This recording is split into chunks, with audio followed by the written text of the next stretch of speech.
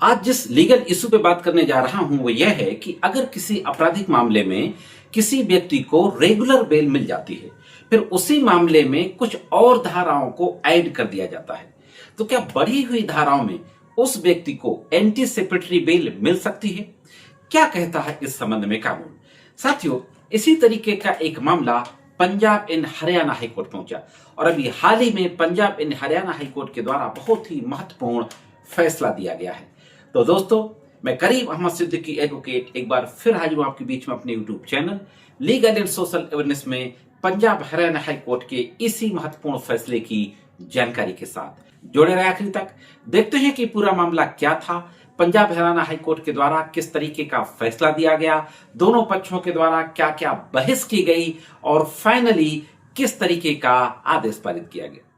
High court के फैसले के बारे में बातचीत करने से पहले सबसे पहले मैं ये आपको बता दूं कि इस केस के फैक्ट क्या थे। एक व्यक्ति पे यह आरोप लगाया गया कि उसने अपनी पत्नी के साथ क्रूरता की और उसको जबरदस्ती जहर दे दिया जिससे कि उसकी मौत हो गई। इस मामले में धारा 302 और 34 के तहत एफआईआर दर्ज की जाती है शुरुआत में। इसके बाद विवेचना के दौरान 302 हटा दी जाती है और धारा 306 आईपीसी और 201 आईपीसी जोड़ दी जाती है। आपको पता है 306 होती है अबेटमेंट टू सुसाइड, किसी को सुसाइड करने के लिए उकसाना, और 201 होती है अपराध के सबूत को छिपा देना यानी लाश को गायब कर देना। तो ये धाराएं बदल दी जाती हैं, 302 हटा के 306 और 201/34 लगा दी जाती है। आरोपी को इन धाराओं में कोर्ट के द्वारा रेगुलर बेल दे दी जाती है।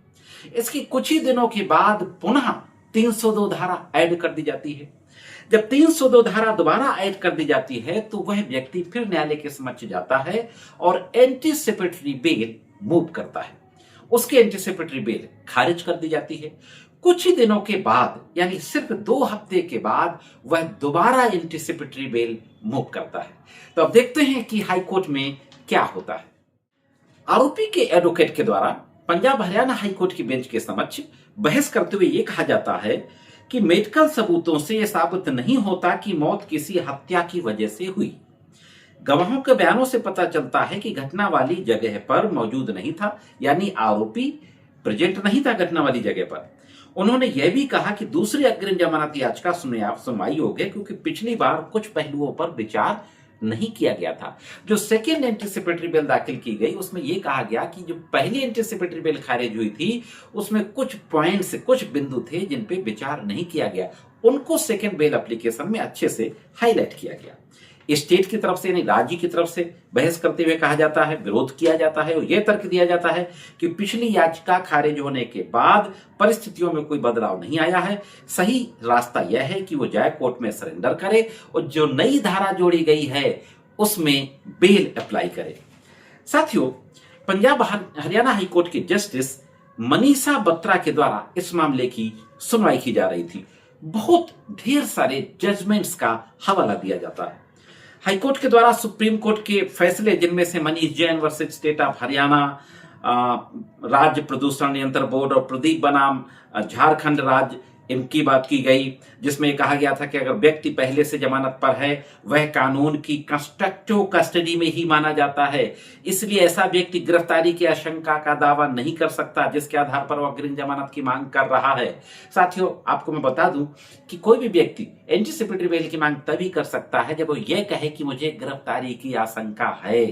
तो यहां पर हाईकोर्ट ने सुप्रीम कोर्ट के 2 इन फैसलों का हवाला देते हुए कहा कि अगर किसी व्यक्ति ने रेगुलर बेल ले ली है, बहुत महत्वपूर्ण बात है ये कि अगर किसी व्यक्ति ने रेगुलर बेल ले ली है तो यह माना जाएगा कि वो कानून की रचनात्मक हिरासत में है।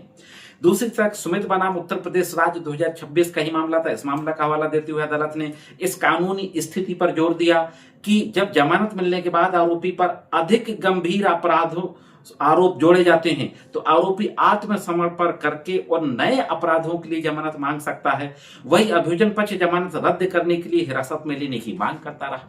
दोनों पक्षों के आर्गुमेंट को सुना जाता है न्यायमूर्ति महोदय के द्वारा और आर्गुमेंट सुनने के बाद यह कहा जाता है कि याचिका में परिस्थितियों में किसी भी बदलाव का जिक्र नहीं किया गया। There was no change in circumstances. किसी बड़े या जबरदस्त बदलाव की तो बात छोड़ दें, इसी आधार पर इस याचिका को सुनवाई योग्य नहीं माना जा सकता, वैसे भी याचिकाकर्ता को निचली अदालत ने 5/8/24 के आदेश के जरिए नियमित जमानत का फायदा दिया है। जैसे मैंने पहले कहा कि उसको रेगुलर बेल तो पहले मिल चुकी थी। साथियों, हाईकोर्ट ने यह भी कहा कि याचिकाकर्ता के वकील संधालिया ने जो दलील देखी कि थी निम्न जमानत मिल चुकी है, इसलिए उसने नियमित जमानत का कोई गलत इस्तेमाल नहीं किया। इस बात को कोर्ट ने नहीं माना और यह कहा कि चूंकि पिछली याचिका कोर्ट ने 6/4/24 को ही खारिज किया है, उसके तुरंत बाद यह दूसरी याचिका दाखिल की गई है, इसलिए हाईकोर्ट ने कहा कि यह याचिका एक्सेप्टेबल नहीं है। आरोपी को पहले ही नियमित जमानत मिल चुकी है, वह इसलिए अग्रिम जमानत नहीं मांग सकता कि बाद में उसके खिलाफ कोई गंभीर अपराध जोड़ दिया गया है। कोर्ट ने दोहराया कि ऐसे आरोपों को कानून की हिरासत में कंस्ट्रक्टिव कस्टडी ऑफ लॉ माना जाता है। तो यह एक महत्वपूर्ण प्रिंसिपल लेट डाउन कर दिया गया सुप्रीम कोर्ट के जजमेंट्स का हवाला देते हुए कि अगर किसी व्यक्ति ने किसी मामले में रेगुलर बेल ले ली है, इसके बाद कुछ आरोप बढ़ा दिए जाते हैं उस मामले में, तो यह नहीं माना जाएगा कि वो कस्टडी में नहीं है, वो कंस्ट्रक्टिव कस्टडी में पहले ही माना जाएगा। और यह कहते हुए जो एंटीसिपेटरी बेल एप्लीकेशन थी उसको रिजेक्ट कर दिया।